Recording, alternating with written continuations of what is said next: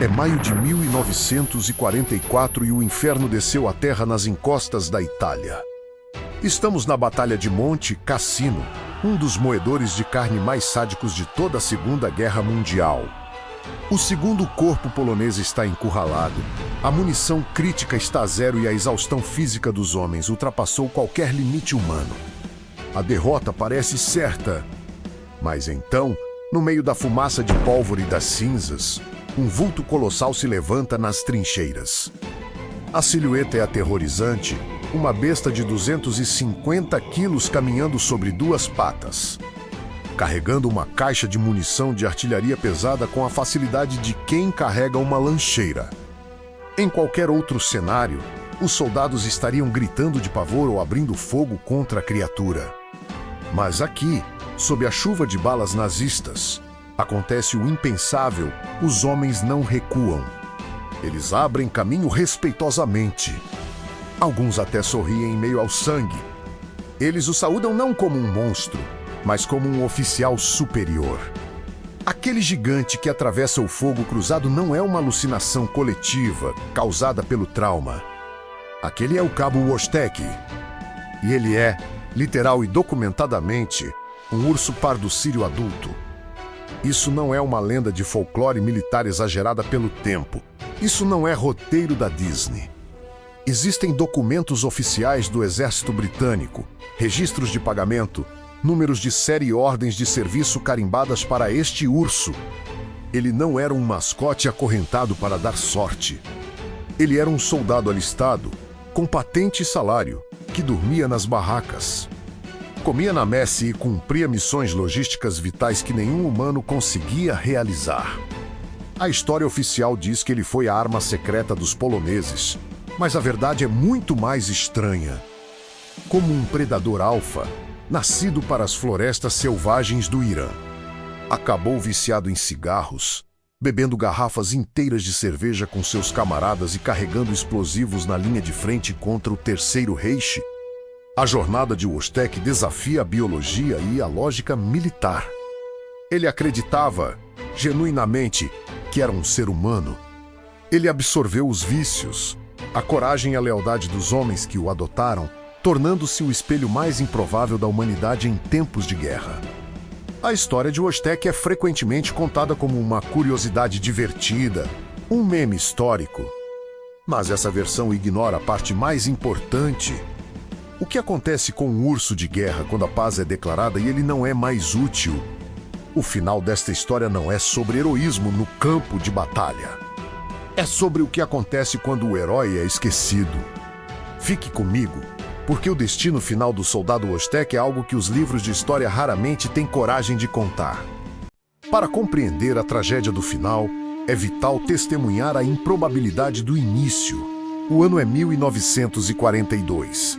Nas áridas e implacáveis montanhas do Irã, enquanto o mundo arde em chamas, uma coluna de fantasmas marcha pelo deserto.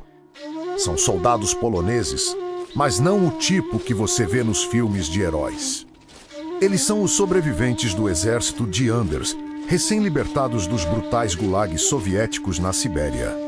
São homens esqueléticos, doentes, sem nação, sem casa e, principalmente, sem esperança. Eles caminhavam em direção ao Oriente Médio não apenas para lutar, mas para fugir de um passado que lhes tirou tudo. Nessa marcha da morte, o destino intervém numa parada em Hamadan. A unidade de transporte cruza com um menino curdo faminto segurando um saco de aninhagem sujo. Dentro, não havia comida ou contrabando, mas uma pequena bola de pelos marrom, trêmula e à beira da morte. Era um filhote de urso pardo sírio, cuja mãe havia sido massacrada por caçadores. Aquele animal era, por todas as leis da natureza, um caso perdido. Mas quando aqueles soldados calejados olharam para a criatura, eles não viram um animal selvagem. Eles viram um espelho. Ali, naquele instante, houve um reconhecimento silencioso e devastador. O urso estava sozinho, assustado e órfão em uma terra estranha menos exatamente como eles. Aqueles homens rudes, que haviam visto o pior da humanidade nos campos de prisioneiros, sentiram uma necessidade súbita e lógica de proteger algo. não era apenas piedade. Era uma tentativa desesperada de resgatar a própria humanidade que o Gulag tentou apagar. Se eles pudessem salvar aquela vida frágil, talvez pudessem salvar a si mesmos, preenchendo o vazio deixado pelas famílias que perderam. A transação foi feita ali mesmo, na poeira da estrada. O preço da vida do urso: algumas latas de carne, uma barra de chocolate, um canivete suíço e alguns dinares persas. O filhote foi resgatado e imediatamente batizado de Wojtek. O nome carrega uma ironia profética. Em polonês antigo, significa guerreiro sorridente ou aquele que ama a guerra. Mas, naquele momento, ele não era um guerreiro. Ele era um bebê que precisava ser alimentado com leite condensado em uma garrafa de vodka vazia, dormindo abraçado aos soldados para sobreviver ao frio do deserto. O que começou como um ato impulsivo de compaixão rapidamente evoluiu para um pesadelo logístico sem precedentes. Adotar um mascote é simples. Esconder um predador de topo em um exército em movimento é outra história. A ração era escassa até para os humanos, e os oficiais superiores britânicos não toleravam distrações. Eles tinham um urso que crescia exponencialmente a cada dia e uma guerra mundial para vencer. Como você esconde um gigante faminto dentro de um batalhão que mal consegue se manter em pé? O desafio estava apenas começando. Para entender o que acontece em Monte Cassino, você precisa entender o que aconteceu nas tendas do Iraque e da Palestina meses antes. A biologia nos diz que um urso pardo sírio é um animal solitário, territorial e, quando adulto, letal. A natureza não o desenhou para matilha. A natureza não o desenhou para hierarquia. Mas a guerra tem o hábito curioso de reescrever a biologia. Wojtek não cresceu como um urso. Ele não aprendeu a caçar trutas em rios ou a hibernar em cavernas. A mãe que o ensinou a viver foi a 22ª Companhia de Fornecimento de Artilharia. Seus irmãos eram mecânicos, motoristas e artilheiros que carregavam cicatrizes profundas da Sibéria. E é aqui que a psicologia dessa história se torna fascinante. Os etólogos chamam isso de imprinting. Wojtek olhava ao redor e não via outros ursos. Ele via homens de uniforme caqui. E na mente de um mamífero inteligente e social, a lógica era simples. Se eles andam sobre duas pernas, eu devo andar sobre duas pernas. Se eles carregam caixas, eu carrego caixas nos primeiros meses. Ele era apenas um bebê exigente. Ele chorava à noite se fosse deixado sozinho. A solução dos soldados? Deixá-lo dormir dentro das tendas. Imagine a cena. Um pelotão de homens endurecidos pela guerra, dormindo amontoados. E no meio deles, um urso roncando, abraçado ao peito de um soldado como um bicho de pelúcia vivo. Esse contato físico constante quebrou a barreira das espécies. O cheiro do urso se misturou ao cheiro de óleo diesel e tabaco dos homens. Ele se tornou o coração pulsante da unidade.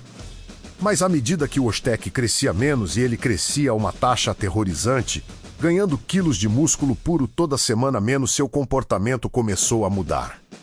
Ele parou de agir como um animal de estimação e começou a tentar ser um soldado. Foi aqui que a lenda começou a se formar e onde a linha entre realidade e o absurdo começou a se desfazer.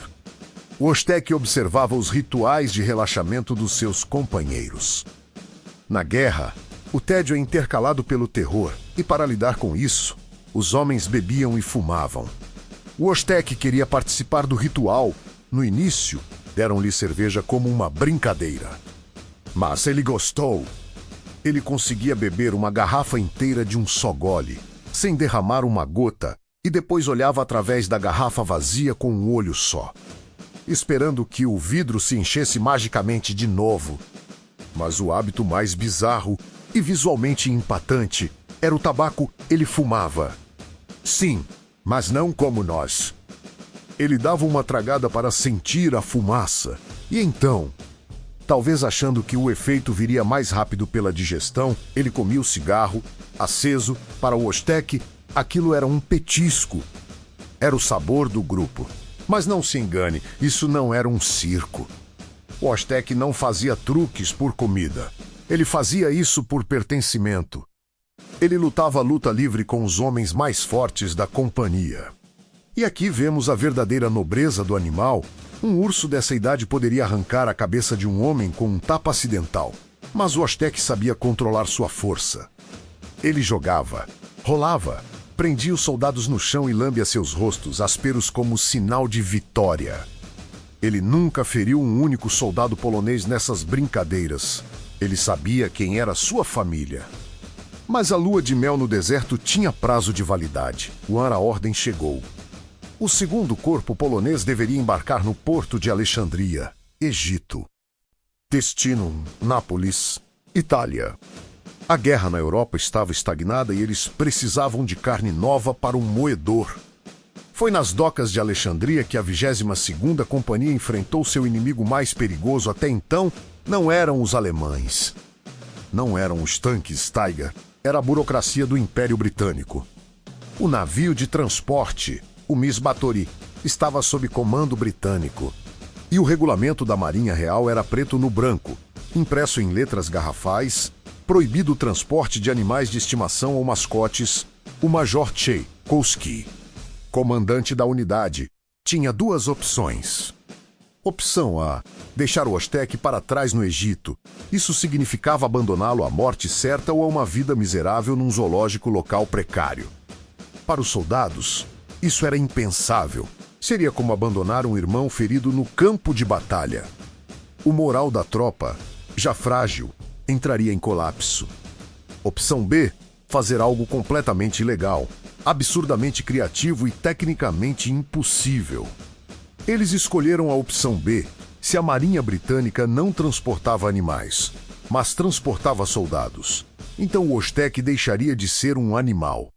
Naquela noite, numa tenda abafada em Alexandria, aconteceu o processo de alistamento mais estranho da história militar moderna. O escrivão inseriu o papel na máquina. Nome Vostek, apenas o Aztec. Como a realeza, o Divindades. Patente: soldado raso private. Número de serviço: 22. Unidade: 22ª Companhia de Fornecimento de Artilharia. Pagamento: sim, convertido integralmente em rações extras de comida e cerveja. Eles falsificaram a papelada. Tecnicamente, não, o comandante assinou. O carimbo oficial foi batido.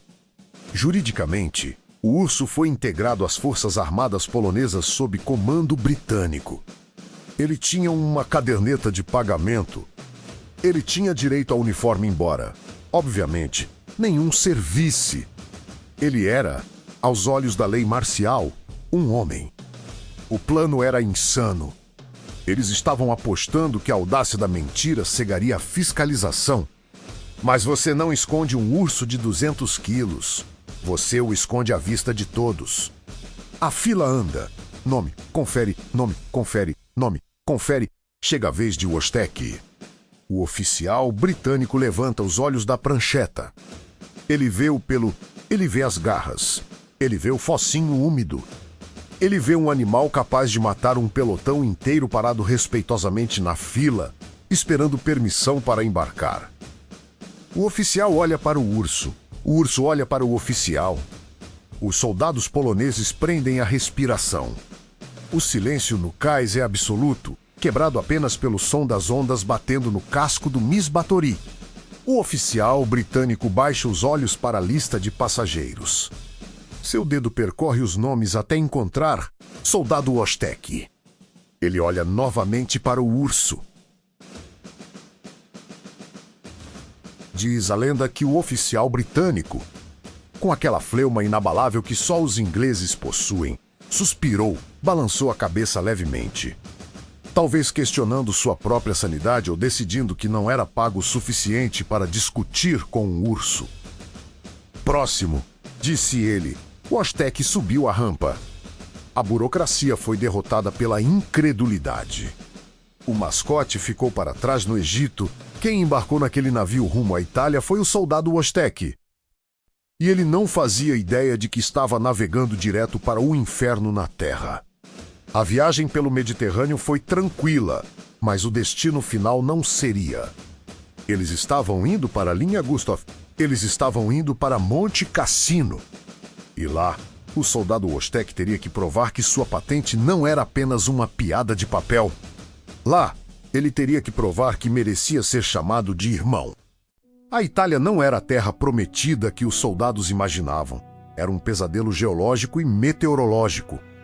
O segundo corpo polonês desembarcou em Taranto e o choque térmico foi imediato. Eles trocaram o calor seco do Oriente Médio pelo inverno úmido e penetrante dos Apeninos. Para os homens, isso significava pé de trincheira, pneumonia e roupas que nunca secavam. Mas para o soldado Wostek, para ele, aquilo era o paraíso. Lembre-se, ele é um urso pardo sírio, uma subespécie biologicamente adaptada para as neves das montanhas do Cáucaso. Enquanto os humanos tremiam em seus casacos, Wostek finalmente se sentia em casa. Mas havia um problema. O ursinho fofo que cabia numa mochila no Irã havia desaparecido.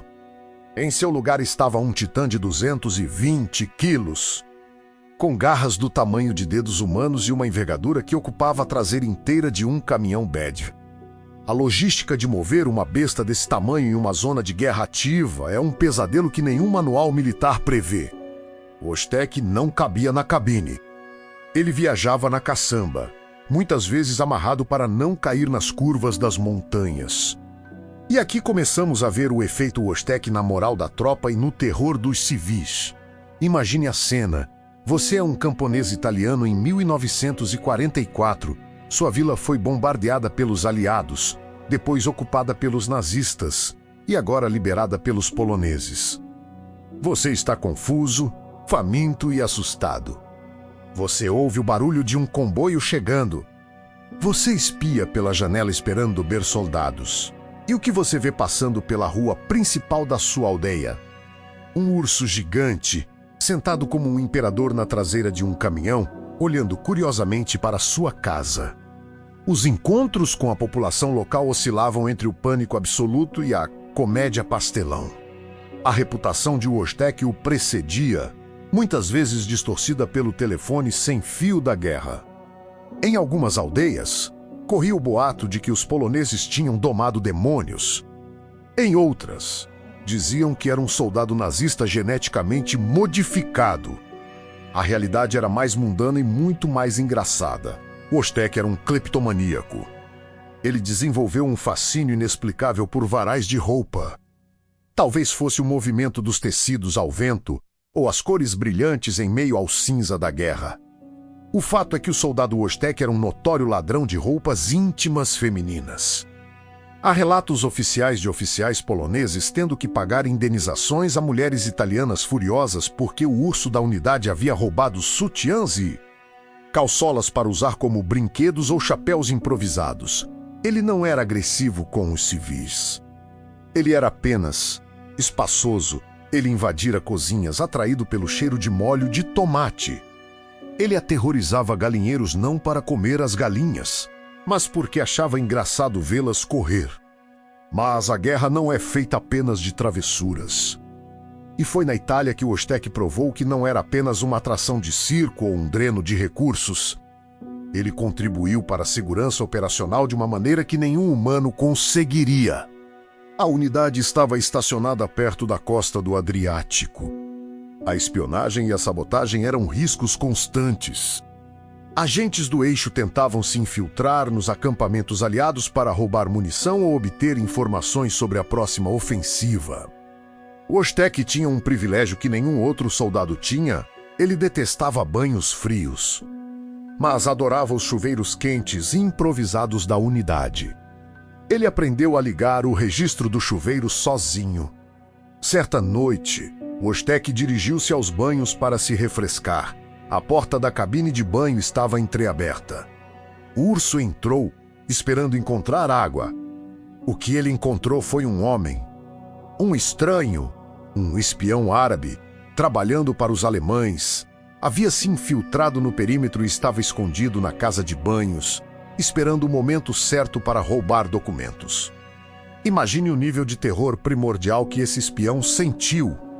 Ele estava preparado para lutar contra um homem. Ele estava preparado para ser preso. Ele não estava preparado para ser encurralado num cubículo de 1 metro quadrado por um urso pardo de 200 quilos. Os gritos do homem acordaram o acampamento inteiro. Quando os soldados chegaram com fuzis em punho, encontraram Oshtek parado, confuso.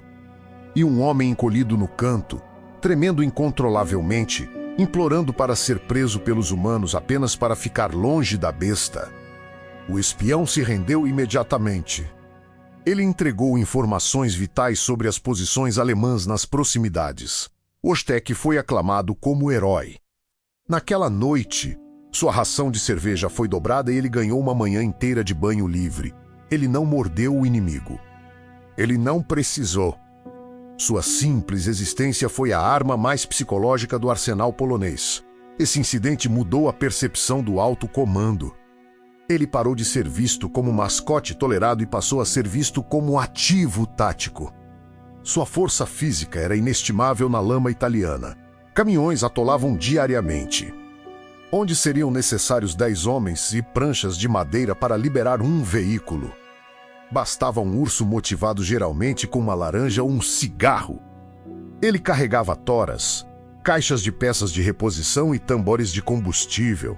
Mas a maior adaptação não foi física. Foi mental. A maioria dos animais enlouquece na guerra. Cavalos têm ataques cardíacos com o som de artilharia. Cães de guerra precisam de meses de dessensibilização para não fugirem sob fogo. O Oshtek era diferente. Ele observava seus irmãos.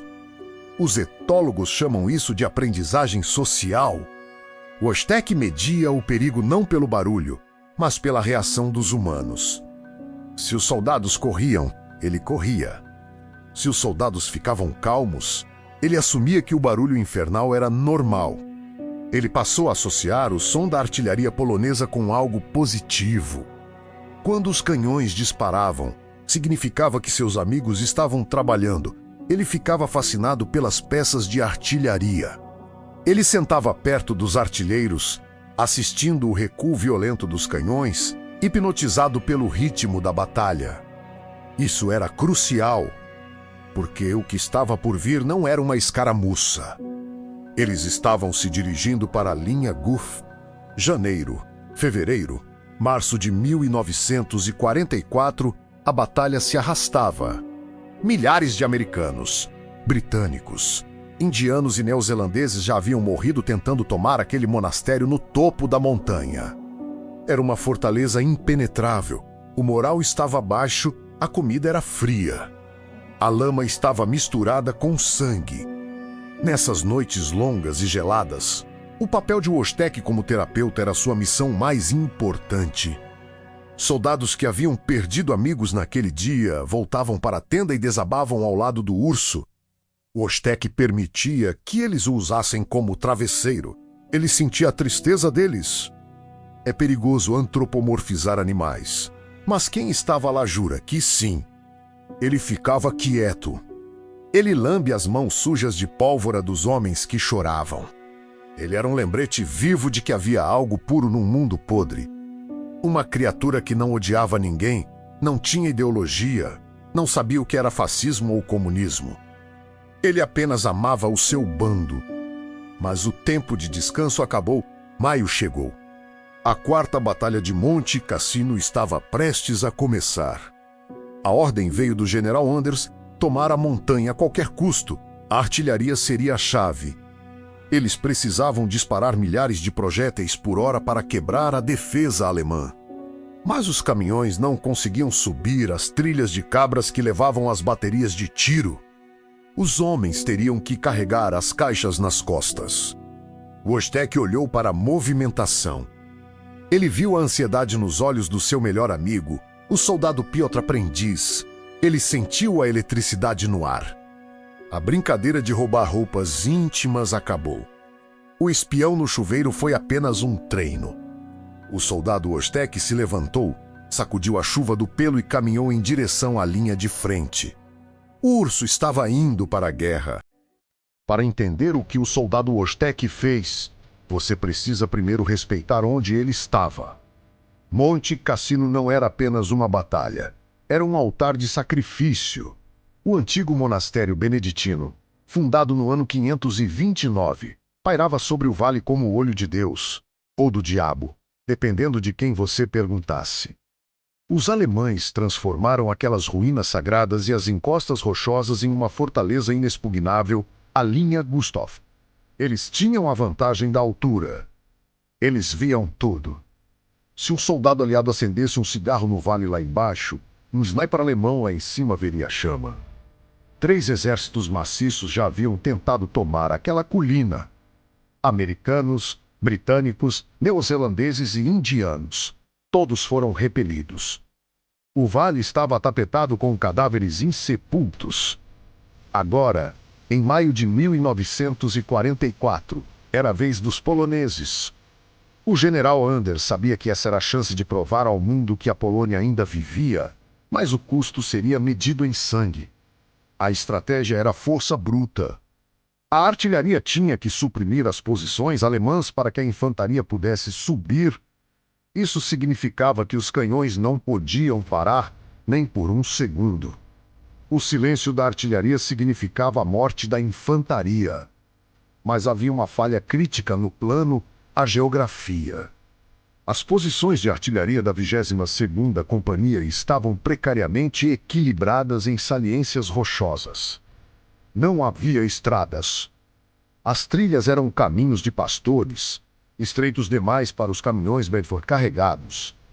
A munição chegava até um ponto no vale, mas os últimos quilômetros menos a subida vertical sob fogo de morteiro tinham que ser feitos à mão. Imagine a matemática do desastre. Um projétil de artilharia de 25 libras, mais a caixa de madeira, pesa cerca de 45 a 50 quilos.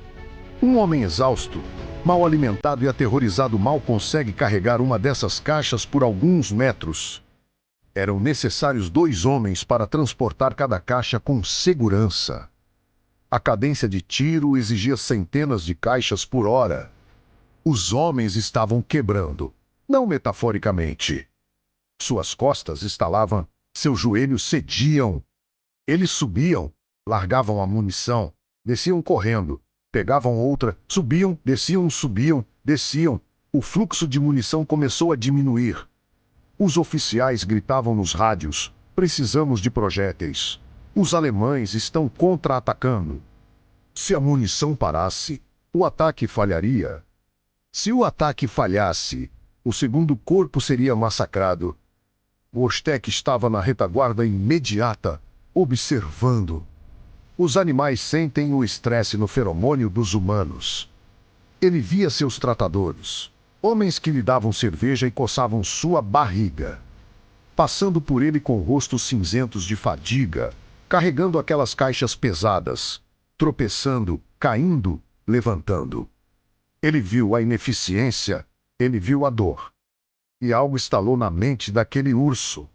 Relatos de veteranos divergem sobre os detalhes exatos, mas a essência da história é confirmada por múltiplas testemunhas oculares, incluindo um observador britânico que escreveu sobre isso em seus diários. Wostek se soltou. Ou talvez alguém o tenha soltado no caos. Ele não fugiu para a floresta para escapar das explosões. Ele correu em direção aos caminhões de munição. O soldado Henrik Sacharevics, um de seus cuidadores, gritou para ele parar. Mas Wostek estava em missão. O urso se ergueu sobre as patas traseiras. Com seus 2 metros de altura, ele ficava mais alto que qualquer homem ali. Ele estendeu as patas dianteiras. Aquilo que exigia 2 homens suando e praguejando para levantar, Wostek pegou sozinho. Ele abraçou a caixa de munição de 45 quilos contra o peito. Houve um momento de silêncio absoluto entre os homens que estavam carregando o caminhão. Eles esperavam que ele a deixasse cair. Eles esperavam que ele a mordesse. Eles esperavam que a nitroglicerina dentro das ogivas explodisse com o tratamento bruto de um animal selvagem. Mas Wostek não era bruto. Ele virou-se e começou a caminhar em direção à bateria de artilharia. A imagem era tão surreal que parecia alucinação induzida pela falta de sono. Um urso pardo, caminhando ereto através do fogo de artilharia, carregando bombas para matar nazistas. Um soldado britânico da 78ª Divisão, passando por perto, teria perguntado ao seu sargento: "Senhor, aquilo é um urso carregando munição ou eu estou ficando louco?" A resposta do sargento entrou para a história: "É um urso, soldado. E ele está trabalhando mais rápido que você." Mexa-se. Washtek chegou à bateria de canhões. Ele colocou a caixa no chão com delicadeza cirúrgica. Ele não parou para receber aplausos. Ele não parou para pedir um cigarro. Ele virou as costas e voltou para o caminhão para buscar outra. Isso continuou por horas. E, depois, por dias. O Washtek se tornou uma esteira rolante biológica. Ele carregava caixas de munição, cartuchos soltos e até caixas de comida. Ele nunca se cansava. Quando os homens paravam para respirar, o Washtek empurrava o focinho neles como quem diz: "Vamos, ainda não acabou." Os céticos dirão: ele realmente carregou tantas caixas assim? Ou foi exagerado? A verdade é que a quantidade física de caixas importa menos do que o peso psicológico que ele levantou. Naquele momento, ver aquele animal arriscando a vida por eles fez algo com o espírito dos soldados poloneses. O medo desapareceu. O absurdo da situação os blindou contra o horror. Se um urso podia fazer aquilo, eles também podiam. Eles não podiam decepcionar o cabo Washtek. A bateria continuou atirando. O fogo de supressão nunca cessou. Graças, em parte, à logística animal. No dia 18 de maio de 1944, a bandeira polonesa foi finalmente hasteada sobre as ruínas da abadia de Monte Cassino. A fortaleza havia caído. O caminho para Roma estava aberto. Os homens choravam, abraçados. Muitos haviam morrido. Mas os sobreviventes sabiam que tinham testemunhado um milagre. Imediatamente após a batalha, com a adrenalina ainda correndo nas veias, o comando da 22ª Companhia de Fornecimento de Artilharia fez um pedido oficial ao alto comando. Eles queriam mudar o emblema da unidade. Eles aposentaram o antigo símbolo.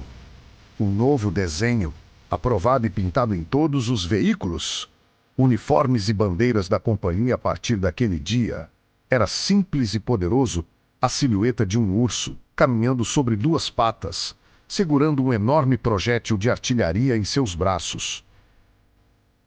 O Washtek não era mais apenas um dos rapazes. Ele era o símbolo da resistência polonesa. Ele era a prova viva de que, mesmo quando você perde sua casa, sua família e sua liberdade, você ainda pode carregar o peso do mundo e continuar subindo a montanha. Mas a vitória em Monte Cassino foi o pico da montanha russa. O que se segue é a descida. A guerra estava ganha, mas para o Washtek e seus soldados, a verdadeira perda estava apenas começando. Porque heróis de guerra são úteis na guerra. Mas o que o mundo faz com o urso combatente quando os canhões finalmente se calam? Após o inferno de maio, veio o silêncio.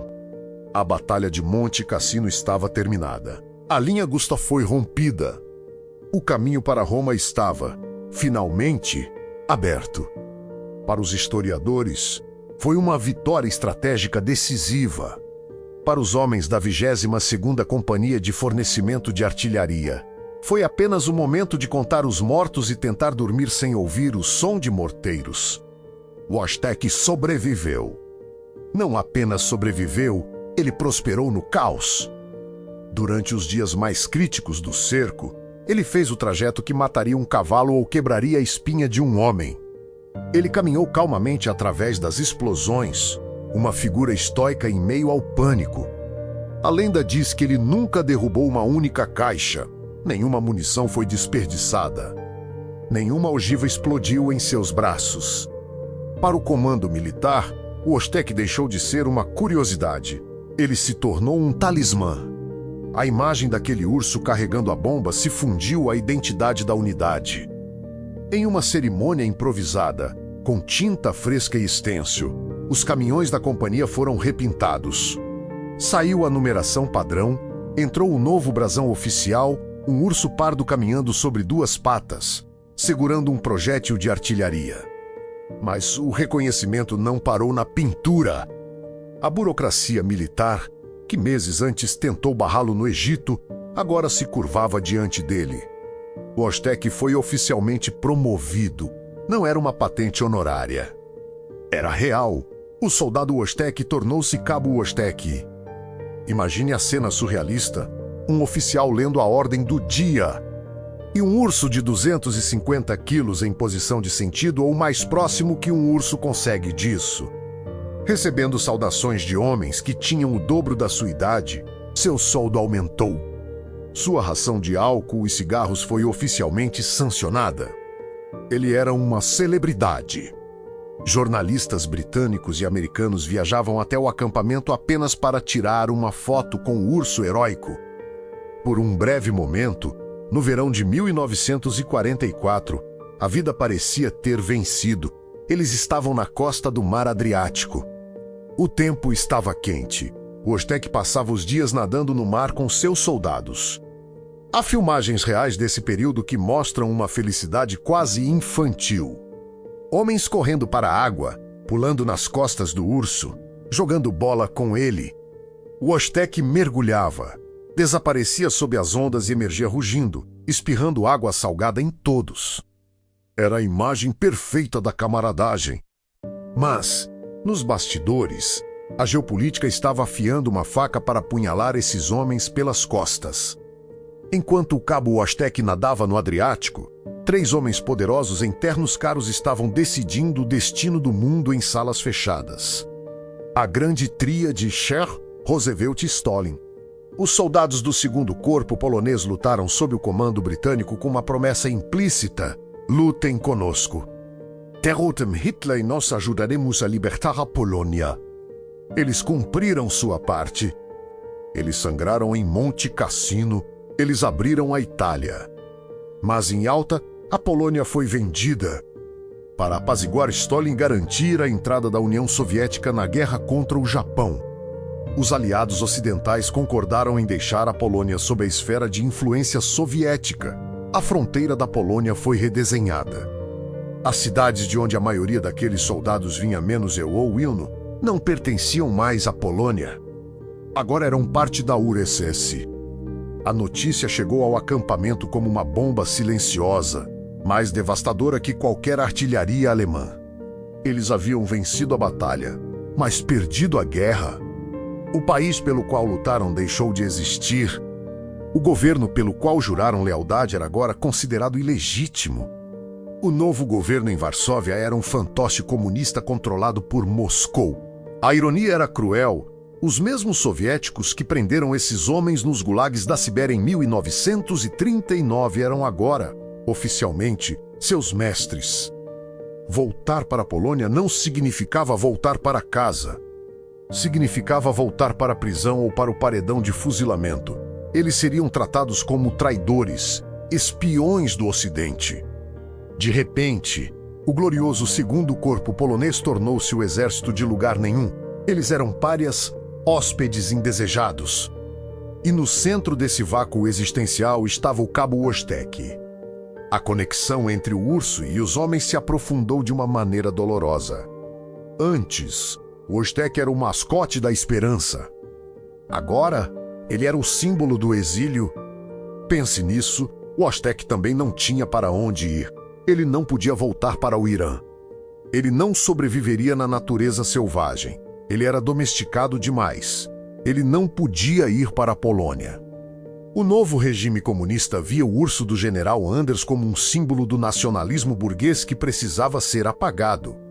Homem e animal compartilhavam o mesmo destino, apátridas, órfãos da história. A espiral descendente começou. O moral da tropa despencou. O álcool, que antes era celebração, virou anestesia. Eles se apegaram ao Osteck com um desespero feroz. Enquanto o urso estivesse ali, bebendo sua cerveja e fumando seu cigarro, a velha Polônia ainda existia. A 22ª Companhia era o único país que lhes restava, e o Osteck era o seu cidadão mais leal. Mas a guerra na Europa estava acabando. O dia da vitória ventrículo esquerdo Day estava chegando. Para o mundo, seria um dia de alegria. Sinos tocando, confete em Nova York e Londres. Para o segundo corpo polonês, seria o dia da dissolução. O exército seria desmobilizado, os fuzis seriam devolvidos, os caminhões seriam sucateados. A pergunta que ninguém tinha coragem de fazer em voz alta pairava no ar como fumaça tóxica quando o exército acabar. O que vamos fazer com o urso? Um urso de combate não cabe na vida civil. Você não pode levar um predador de 250 quilos para um apartamento em Londres ou para uma fazenda na Escócia. As opções eram limitadas. Eutanásia, impensável. Seria assassinato libertá-lo? Impossível. Ele buscaria humanos e seria morto a tiros. Restava uma opção. A opção que todo soldado teme mais do que a morte: o cativeiro. A liberdade pela qual eles lutaram na Itália estava prestes a se tornar uma jaula para o seu maior herói. A traição de Yalta tirou a pátria dos homens. A paz tiraria a liberdade de Wojtek. Warf. A Segunda Guerra Mundial acabou. O fascismo foi derrotado. A Europa, embora em ruínas, começava a respirar aliviada. Mas para a 22ª Companhia de Fornecimento de Artilharia, a paz trouxe um novo tipo de batalha, uma para a qual eles não tinham treinamento nem munição, a batalha contra a irrelevância. A unidade foi transferida da Itália ensolarada para a Escócia, mais especificamente para o acampamento de Winfield, perto da fronteira com a Inglaterra. A recepção foi calorosa. Os escoceses amavam os poloneses. E eles adoravam o urso. Durante 2 anos, entre 1945 e 1947, Wojtek viveu uma espécie de aposentadoria dourada. Ele era uma celebridade local. As crianças da vila corriam até a cerca do acampamento para ver o gigante gentil. Ele participava de bailes da aldeia, sim. Ele ia às festas. Ele continuava bebendo sua cerveja e fumando seus cigarros. Parecia que a vida continuaria assim para sempre. Uma comunidade utópica de soldados exilados e seu urso, vivendo nas colinas verdes. Mas a realidade política estava fechando o cerco. O governo britânico estava falido. Eles não podiam manter um exército estrangeiro estacionado em seu solo indefinidamente. A ordem chegou de Londres. Desmobilização total. A desmobilização é uma palavra clínica para o fim da família. O corpo de reassentamento polonês foi criado para ajudar esses soldados a se tornarem civis. Eles deixariam de ser artilheiros e motoristas para se tornarem mineiros, operários de fábrica ou agricultores. Eles teriam que se espalhar pelo Reino Unido, tentar encontrar esposas, tentar esquecer a Polônia que perderam. Mas havia uma pergunta que assombrava cada reunião de oficiais, cada conversa de bar, cada momento de silêncio: o que faremos com Wojtek? As opções eram terríveis. O novo governo comunista da Polônia exigiu o retorno do urso. Eles queriam colocá-lo no zoológico de Varsóvia como um troféu, um símbolo de que o exército de Anders agora pertencia ao Partido Comunista. Os soldados disseram não. Eles prefeririam velo morto a velo usado como propaganda pelo regime que roubou seu país. Soltá-lo nas florestas da Escócia, ele morreria de fome ou seria abatido por fazendeiros na primeira semana. Ele não sabia caçar. Ele confiava demais nos humanos. Então, sobrou a única opção viável. A opção que partiu o coração do Major Tchaikovsky de todos os homens da 22ª Companhia, o Zoológico de Edimburgo. A despedida de Wojtek é um dos momentos mais tristes da história militar. Não foi apenas um tchau, foi uma amputação. Para aqueles homens, Wojtek não era um animal. Ele era o último pedaço vivo da Polônia livre. Ele era a memória de Monte Cassino. Entregá-lo ao zoológico era como admitir que a guerra estava realmente perdida, que o passado estava morto. Piotr, o cuidador principal, prometeu visitá-lo. Ele sussurrou no ouvido do urso, em polonês, explicando que era para o seu próprio bem, que lá ele teria comida, abrigo e segurança. Wojtek, Com aquela inteligência perturbadora, parecia entender que algo estava errado. Ele não lutou para entrar no caminhão.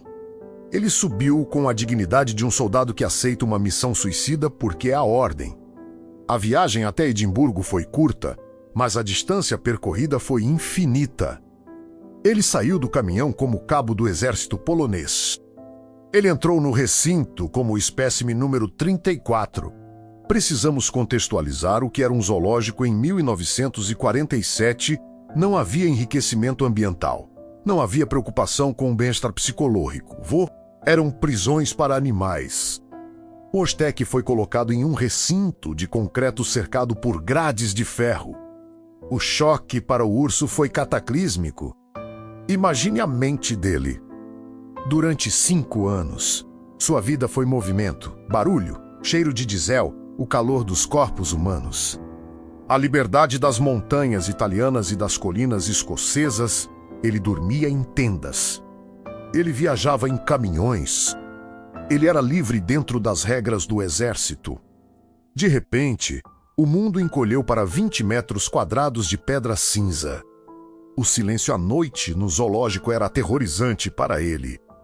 Onde estavam os roncos dos soldados? Onde estava o rádio tocando músicas polonesas? Onde estava o cheiro de tabaco? Os biólogos chamam isso de estereotipique bevios oxosis. O Oztek começou a andar incessantemente. Ele balançava a cabeça de um lado para o outro. Os visitantes do zoológico achavam que ele estava dançando.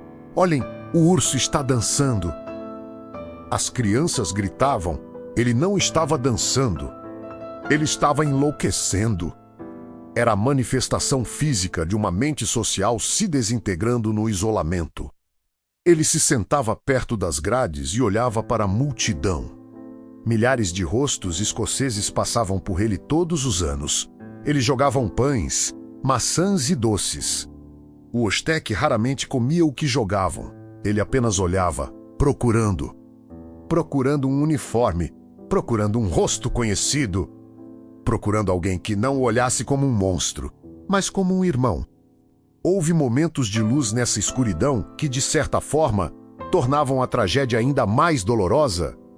Os ex-soldados poloneses, agora trabalhando em minas de carvão ou fábricas têxteis na Escócia, guardavam dinheiro para viajar até Edimburgo nos fins de semana, quando o Oztek ouvia a língua polonesa. A transformação era instantânea. Testemunhas e tratadores do zoológico relataram isso com espanto. O urso apático, deprimido, de repente ficava alerta. Suas orelhas se levantavam. Ele corria para a grade, fazendo sons de alegria menos um tipo de choro gutural que os ursos fazem para suas mães.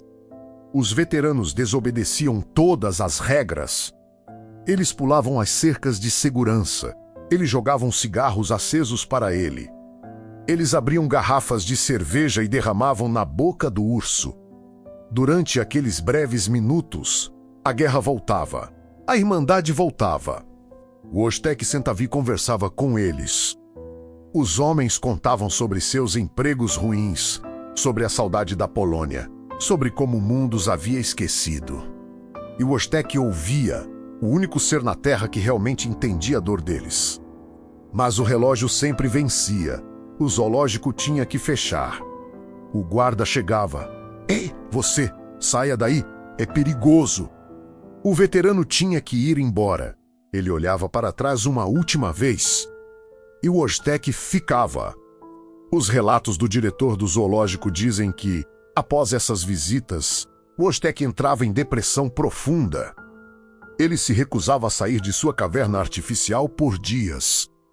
Ele uivava à noite. Era a dor da esperança arrancada repetidamente. A noite escura da alma de Oztek durou 16 anos. 16 anos de prisão por um crime que ele não cometeu, o crime de ser um herói inconveniente em um mundo que queria esquecer a guerra. Ele se tornou uma atração turística famosa. Apareceu no programa infantil da BBC Blue Peter. Mas por dentro, o soldado já tinha morrido muito antes do corpo.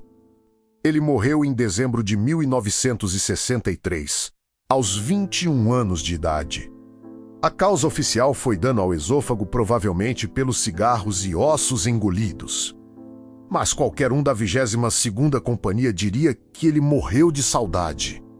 No momento de sua morte, a notícia correu pelos jornais britânicos. O urso-soldado morreu. Mas para os poloneses espalhados pelo mundo, a manchete era outra. Eles perderam o último elo vivo com a época em que eram livres. O Wojtek foi um prisioneiro de guerra que nunca foi libertado. Sua história nos força a olhar para o espelho. Nós o humanizamos quando precisávamos que ele carregasse nossas bombas. Nós o amamos quando ele nos entretinha. Mas quando ele se tornou um fardo logístico, nós o trancamos e jogamos a chave fora. O final de Wojtek não é um conto de fadas. É um lembrete brutal de que a lealdade animal é absoluta, enquanto a lealdade humana é, frequentemente, circunstancial. A guerra acabou há 10 anos. O mundo seguiu em frente. Os Beatles estão prestes a estourar, a economia está crescendo e a Europa está se reconstruindo. Mas para os sobreviventes do segundo corpo polonês, o tempo parou em 1945. Eles são homens que vivem em 2 mundos. O corpo está nas fábricas e minas da Grã-Bretanha. Mas a alma ficou presa nas montanhas de Monte Cassino. Eles faziam uma peregrinação. Não era religiosa, mas era sagrada. Eles pegavam trens de Glasgow, ônibus de Londres, ou caronas de caminhão de fazendas distantes, convergindo para um único ponto em Edimburgo. Eles iam ver o velho homem. O zoológico de Edimburgo tinha regras claras de segurança. Não ultrapasse a barreira. Não alimente os animais. Cuidado, animais selvagens. Mas aquelas placas não significavam nada para homens que haviam atravessado campos minados. O encontro entre os veteranos e o Wojtek é o verdadeiro clímax desta história. Não é a batalha com armas. É a batalha da memória contra o esquecimento. Os registros do zoológico estão repletos de incidentes de violação de segurança. Os tratadores entravam em pânico absoluto. Eles viam um civil invadindo o espaço de um urso pardo de 300 quilos. Ele engordou no cativeiro devido à falta de exercício. Eles gritavam: saia daí, ele vai te matar, ele é perigoso. E, tecnicamente, eles estavam certos.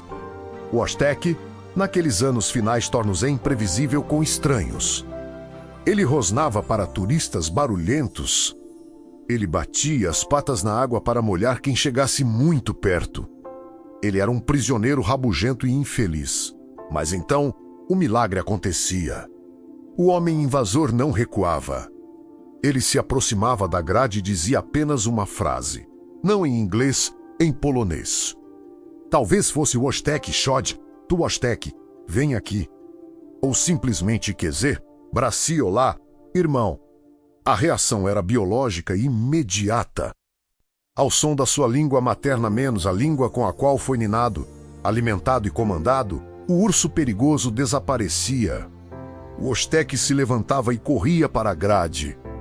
Não com a agressividade de um predador, mas com a ansiedade de um cão que vê o dono chegar do trabalho depois de um ano fora. Ele se jogava contra as barras.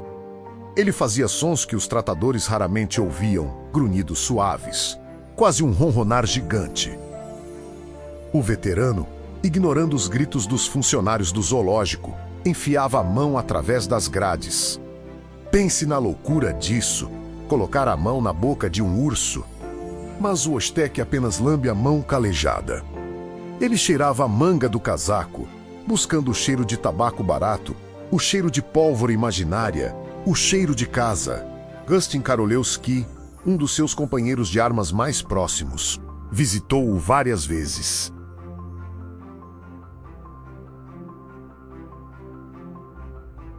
Ele relatou: assim que chamei o nome dele. Ele sentou na pata traseira e balançou a pata dianteira pedindo um cigarro. Eles conversavam. Parece loucura dizer que um homem conversava com um urso, mas eles conversavam. O soldado contava sobre a dificuldade de viver num país estrangeiro, sobre a saudade da família morta, e o Wojtek ouvia. Naquele momento, as grades de ferro derretiam. Eles não estavam na Escócia fria e chuvosa.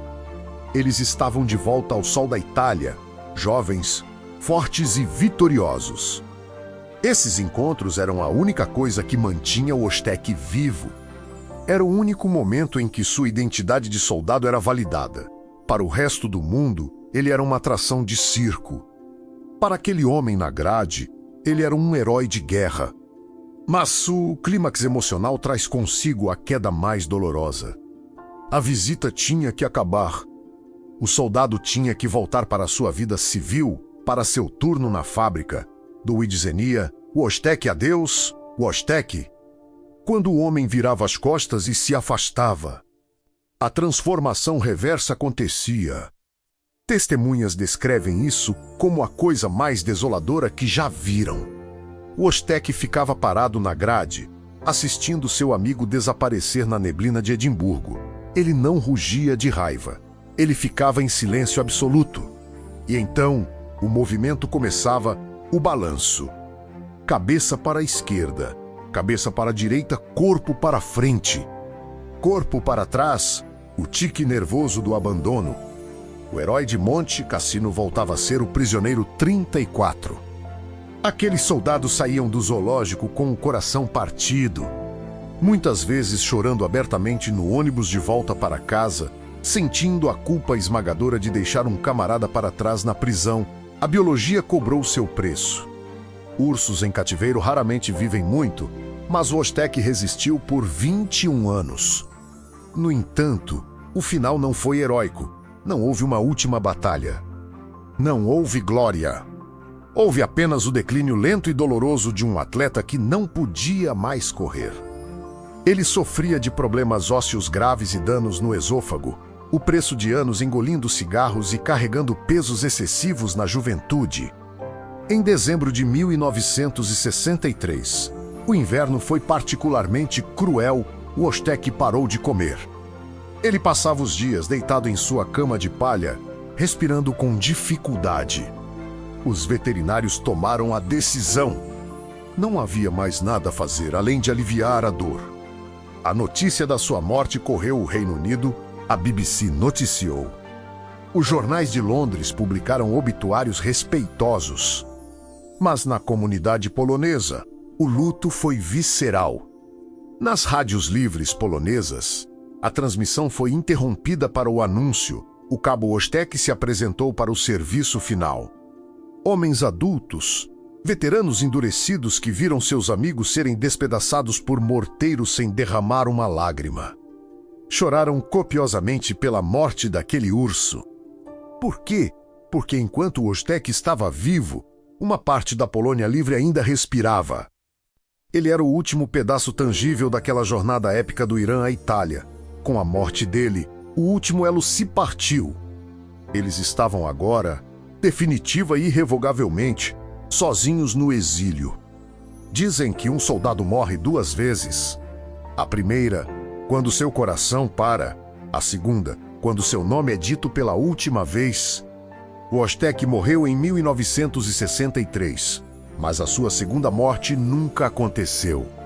Ele foi enterrado sem honras militares oficiais na época, mas sua memória se recusou a ficar na cova. Estátuas começaram a surgir em Edimburgo, em Cracóvia, em Cassino, no Instituto Sciosca em Londres.